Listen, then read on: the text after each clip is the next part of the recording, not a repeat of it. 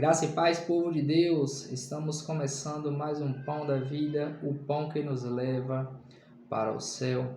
E hoje vamos refletir sobre uma passagem que está registrada no livro de Salmos, capítulo de número 34. Vamos estar fazendo a leitura apenas do verso 19, que diz assim a palavra do Senhor. Muitas são as aflições do justo, mas o Senhor o livra de todas. Vou repetir. Muitas são as aflições do justo, mas o Senhor o livra de todas. Esse é um salmo extremamente conhecido, pregado em campanhas, em festividades, ou até mesmo em cultos de libertação, culto de ciclo de oração, culto da família. Porque esse é um salmo, apesar de ter sido escrito em um momento muito particular, qual o salmista Davi enfrentara uma situação de dificuldade, uma situação de adversidade a qual somente Deus poderia o socorrer. É um salmo que faz parte da nossa vida, porque muitas são as aflições do justo, mas o Senhor o livra de todas. Vamos dar uma lida no título desse salmo, para que nós tenhamos já o objetivo a qual o salmista Davi compõe esse salmo. Em que ocasião da vida ele compõe esse salmo? Não é após ser ungido rei, mas é quando ele estava fugindo de Saul. Diz assim o título do Salmo 34, Salmo de Davi, ou seja, já nos revela a autoria do salmista Davi, quando ele mudou o seu semblante perante Abimeleque, que o lançou fora, e ele se foi.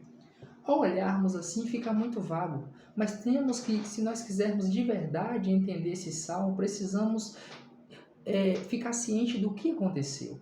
E o plano de fundo desse salmo de número 34 está no livro de 1 Samuel, versículo 21.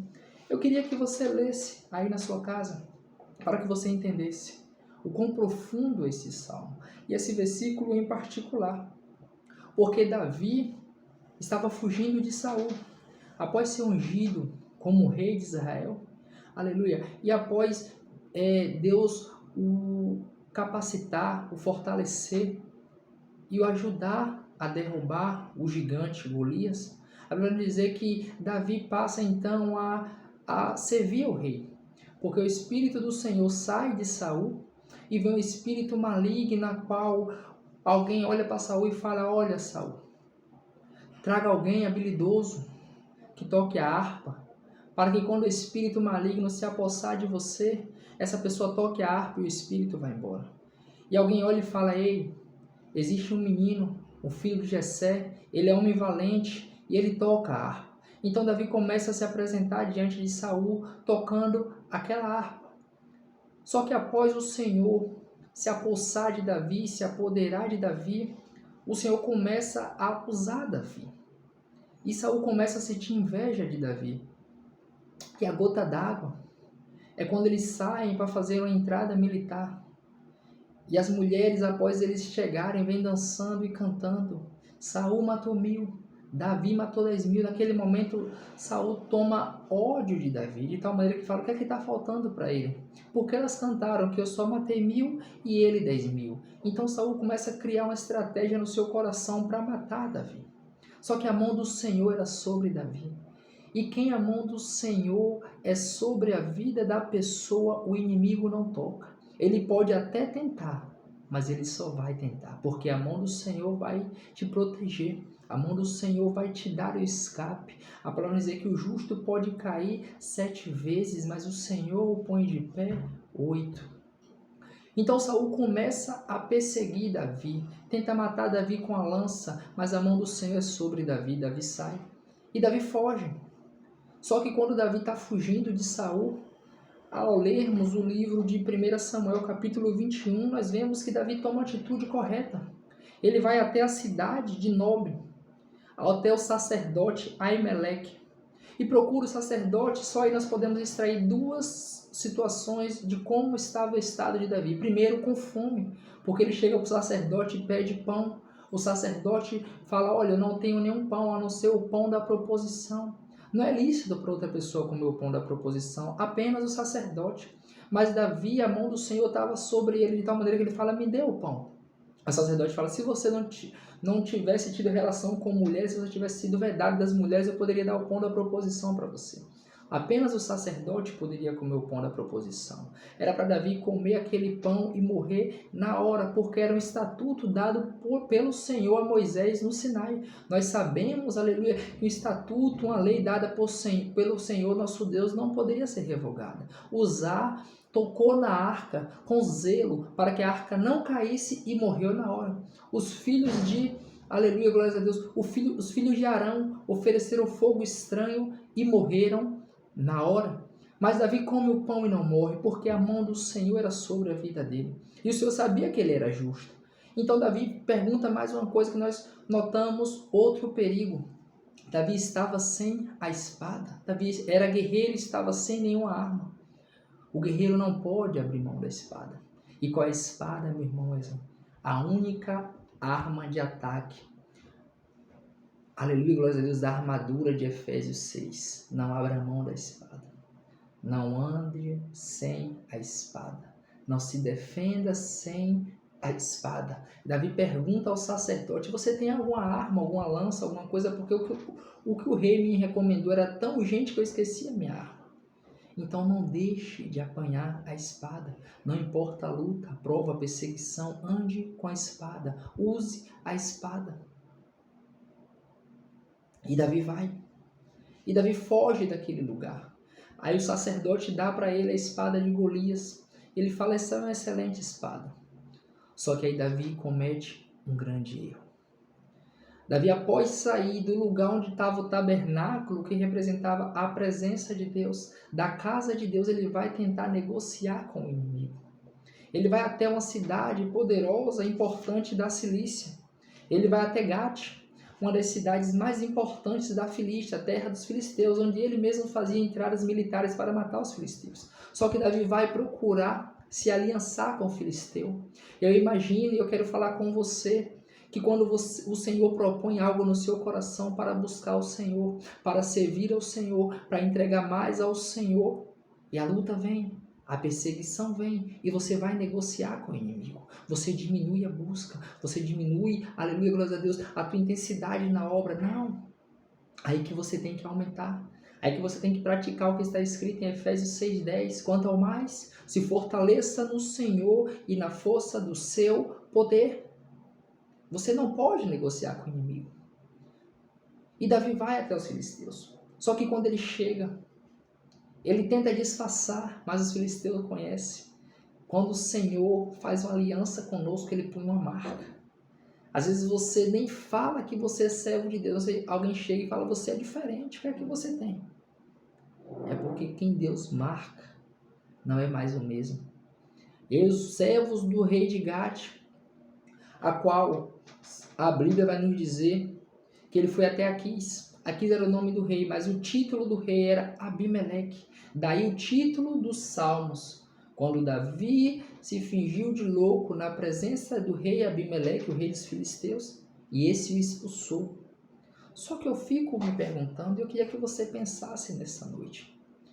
Quando os servos do rei falam, é esse Davi que as mulheres cantam, Saul matou 1000, Davi matou 10.000.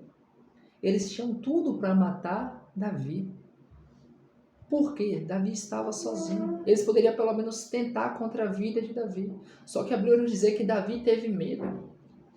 Só que Davi não teve medo nem da sua mocidade de enfrentar o gigante. Mas aquele medo não foi de Davi. Foi estratégia dada por Deus para prover o escape. Porque nem sempre temos que derrubar o gigante. Às vezes temos que nos fingir de louco como Davi se fingiu para receber o escape. A palavra diz que ele deixou escorrer saliva, mudou seu semblante, começou a fazer risco com a espada nas portas. Aleluia, glórias a Deus. E o rei olha e fala, esse aí é Davi, o guerreiro.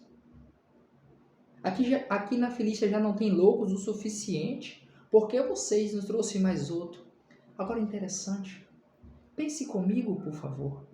O rei poderia ter falado, pronto, Davi enlouqueceu, vamos matar ele.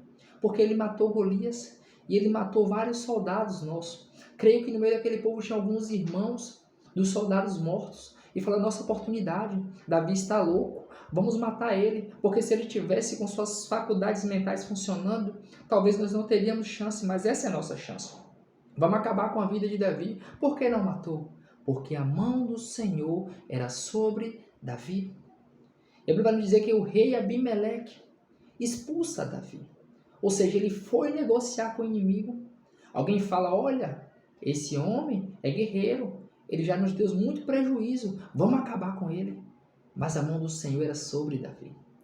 Por isso Davi compôs esse salmo. Porque ele reconheceu que o medo não estava no seu coração, mas foi uma estratégia dada por Deus para prover o escape. Eu não sei a luta que você está passando, a prova que você está passando.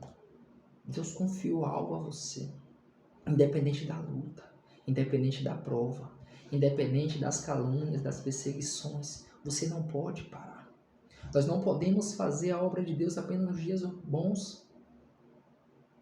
Porque o nome de Jesus é glorificado nos dias bons, mas ele é mais ainda nos dias ruins. Como é o dia ruim? O dia da enfermidade, o dia do armário vazio, o dia da perseguição, o dia que você está como Davi estava. Davi era guerreiro, mas teve que se fingir de louco. Você não pode pregar apenas nos dias bons. Você não pode adorar, louvar apenas nos dias bons. Você não pode, aleluia, servir ao Senhor apenas nos dias bons. Davi servia no dia bom, mas também servia no dia ruim. Você não pode falar de Jesus para as pessoas apenas quando estiver tudo bem na tua vida. Porque como está escrito no Salmo, muitas são as aflições do justo, e assim como muitas são as aflições. Mas a Bíblia vai nos dizer no final do versículo 19 que o Senhor o livra de todas. Deus não te isenta da prova, mas Deus passa na prova contigo. Grave essa palavra no seu coração. Quantos escapes, quantas provisão. Tem um louvor que diz que você fala que não entende como foi que venceu, é porque a mão de Jesus era sobre a sua vida. E o Senhor que permite a prova, que permite a luta, que permite a tribulação, que permite a enfermidade, é o mesmo Senhor que está contigo, aleluia. Ele não privou Sadraque, Mesaque e Abednego na fornalha, mas ele estava com eles na fornalha. Ele não privou Daniel de ir para a cova dos leões, mas ele estava com Daniel, aleluia, na cova dos leões. Esse é o Deus que eu e você serve, que não nos priva da prova, mas passa conosco em meio da prova para que o nome dele seja glorificado. Guarde essa palavra no seu coração e que Deus te abençoe e que você não faça a obra apenas nos dias bons, mas que o nome de Jesus é glorificado na sua vida nos dias bons. Imagine quando você está com o armário vazio, você está adorando, você está pregando, você está bendizendo o nome santo do Senhor. Quando você está enfermo, aleluia, além do homem olhar e reconhecer que você verdadeiramente é cheio de Deus, imagine o céu, aleluia, imagine Deus olhando do céu e fala: olá, está com o armário vazio, está enfermo, está doente, está passando por luta, está passando por tribulação, mas está me adorando, aleluia, vamos prover o escape para ele, porque ele, aleluia, é aquele verdadeiro adorador que adora em espírito e em verdade.